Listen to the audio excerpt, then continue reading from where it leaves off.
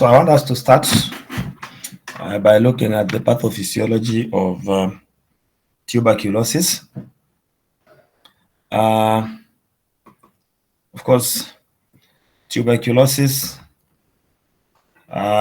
we know it's a chronic infectious disease, and TB is primarily caused by the bacterium. That is the Mycobacterium tuberculosis. That is the bacterium that causes TB. Usually, tuberculosis will affect the lungs, and if it affects the lungs, then that one we refer to as pulmonary tuberculosis. That is the one that primarily affects the lungs. But again, we have also TB that can affect other body parts. That includes the abdomen, the glands, the bones, the nervous system. So if it affects other body parts apart from the lungs, then that one we refer to as the extrapulmonary tuberculosis. Usually TB is an airborne disease, so it's spread via airborne droplets, which are released when an infected person now either coughs, sneezes, or is talking. That's how they end up now spreading the tuberculosis. The signs and symptoms, of course, we'll talk about later on still. We have a patient presenting with the cough that is lasting more than 3 weeks.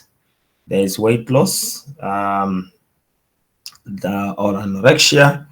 There is malaise. There is patient presenting with fatigue, fever, that is low-grade fever.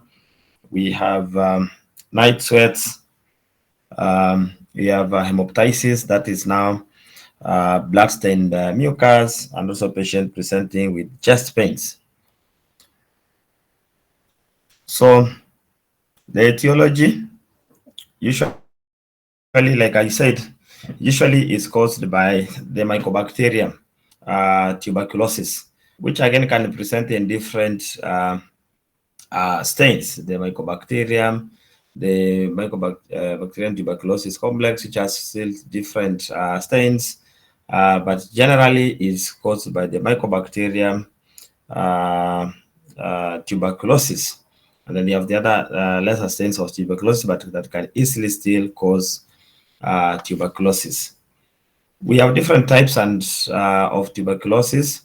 Like I've said, the pulmonary TB, we have the extrapulmonary TB. Based on its signs, we can talk about active TB, which usually presents with signs and symptoms. We have latent TB, where the signs and symptoms are not yet presenting themselves. Based on the type of tissue response, talk about the primary TB, that's first time exposure to TB. Secondary TB, where we talk about now there is a case of reinfection. So all those are ways which you can use to describe or characterize tuberculosis. Like I've said, the mode of transmission, that's airborne droplets, where now one will be infected with that tubercle bacilli, which can get through inhalation of organisms, through fresh cough droplets, ingestion of sputum, in the case of pulmonary tuberculosis, inoculation of organisms into the skin, which is rare, but can occur from an infected tissue, most especially during the postmortem. The transplacental route, which, talk about now congenital tuberculosis in the fetus, from an infected mother to the fetus, but it's a very rare mode of transmission of TB. Let's talk about the types, the primary, the secondary tuberculosis. Primary TB, this is an infection where an individual has not been previously infected. So first time presentation with TB can affect mostly the lungs and also the lymph nodes, the tonsils, the surgical lymph nodes is where usually this can most times present itself. The secondary tuberculosis, now this is reinfection, where an individual has previously been infected with TB, recovered, and now they are getting reinfected. So that is the secondary or post-primary or reinfection or chronic tuberculosis. Usually, again, mostly will affect the lungs. The extrapulmonary or the miliary tuberculosis, like we said, this one is one that affects other organs of the body outside the lungs. So other respiratory system organs, the respiratory tuberculosis, the lymph node tuberculosis, bone tuberculosis, joints, pericardium. So it all depends which other organ of the body is affected. We also have what we refer to as the HIV-associated tuberculosis, which is very common, where we have the HIV/AIDS patients, and mostly this one's presenting the extrapulmonary tuberculosis. Usually, you find that it develops over time because now the HIV-exposed individuals are immunocompromised, and that makes it very easy now for the bacilli to get in the body and get to now develop into active disease very, very rapidly within a space of months and or up to years. Let's talk about most times the patients or individuals with AIDS. Mostly their main cause of death will always come from now the tuberculosis. Now the pathophysiology.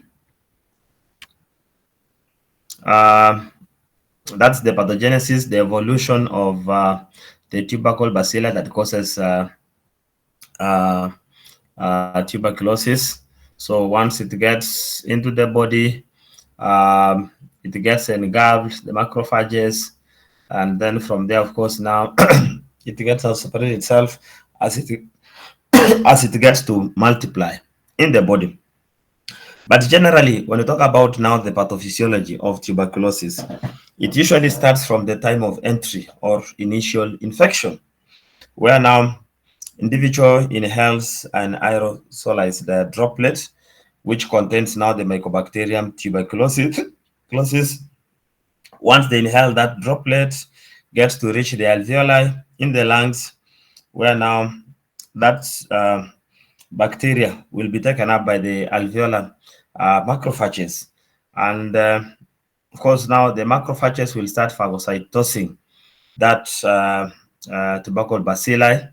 And either now with the phagocytosing is either they'll kill the bacteria or the macrophages will now also die altogether. But now in the later stages, of course, they are going to proliferate locally. They'll get to increase in their numbers, and that will increase now the recruitment of macrophages from the monocytes, but that will allow now the bacteria to continue growing because now because once the bacteria gets into the alveoli, even as much as it's being phagocytosed by the macrophages, usually the bacteria is going to resist the destruction, and it will resist its destruction by trying to inhibit things like the phagosome lysosome fusion from coming together to try to destroy it. It will survive in that acidic environment within the macrophages. Once the macrophages get to engulf it, the bacteria still has that capability of now trying to survive within that environment of the macrophages. And once it survives, now they'll start to multiply inside the macrophages, leading now to the eventual rupture of the macrophages. Remember that the macrophages are supposed to phagocytose and kill this bacteria. But now here we have a scenario where the bacteria has survived within the macrophages and it has multiplied and with its multiplication now, the macrophages get to rupture, and that means that now there's multiplication in terms of the bacteria. Of course, the body's immune system will try to respond. So the body is going to mount the cell-mediated immune response. That is the T cells and the B cells. You know, the T cells, of course, like the CD4 cell, T cells will now develop the cell-mediated delayed type hypersensitivity reaction, while the B cells will now lead to formation of antibodies. But all these um, will not have any role in trying to defend the body against these tubercle bacilli from multiplying. So that's why within a short time now, the macrophages will undergo structural changes because now the bacilli, or I mean the tubercle bacilli is multiplying, and they rupture and get now to release the bacilli that has multiplied. So, of course, still in the process, the immune system will form the granulomas, which granulomas now will be clusters of macrophages that have now been lumped together. They try to surround that infected site, but again, this is not going to have any effect on the macrophages that have been infected. So generally now, the infected macrophages, of course, will rupture and they'll release out the multiplied tubercle bacilli. So that means that now more and more of the macrophages are infected. They will release that tubercle bacilli, and the body will get more and more infected. So the outcomes now of the primary infection, once the bacilli has resisted destruction, there will be latent TB infection. That means that now one is an healthy individual, but they have the infection contained now within the granulomas that are formed. And that means that now the bacteria will just remain dormant. It will just keep on multiplying, getting to increase in its numbers. It will not show any signs of or any symptoms of TB, and it may not be contagious. That means that it may not be it won't be able to be transmitted from one individual to another. But now, after the latent stage of the TB, it will now progressively progress now to primary TB, where now, more especially, once the individual becomes immunocompromised, the immune system now is weakened, then the infection now cannot be controlled. It now progresses into becoming an active disease. So from there now, it now presents in form of signs and symptoms. And again, if it is managed as primary TB, again, if the immune system over time is weakened, then more especially now in the HIV patients, the granulomas are still present in the body. They can easily now break down, release the bacilli, and causing now the active TB disease again to reoccur, more especially in the lungs. So now the TB will, of course, once it becomes active TB, it presents itself the symptoms that we talked about: productive cough, the hemoptysis, that's coughing up of blood, systemic symptoms that we mentioned earlier on, like the fever, the night sweats, the weight loss, will all now try to present in the patient. Any patient, any question?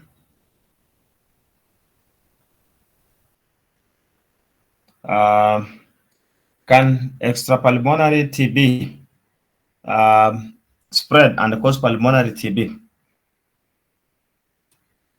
Can someone try? Can extrapulmonary TB spread and cause pulmonary TB?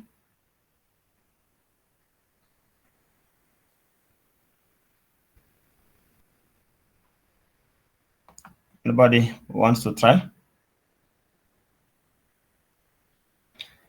Yeah, so yes, extrapulmonary TB can spread to the lungs and cause pulmonary TB, but most times it's the other way around.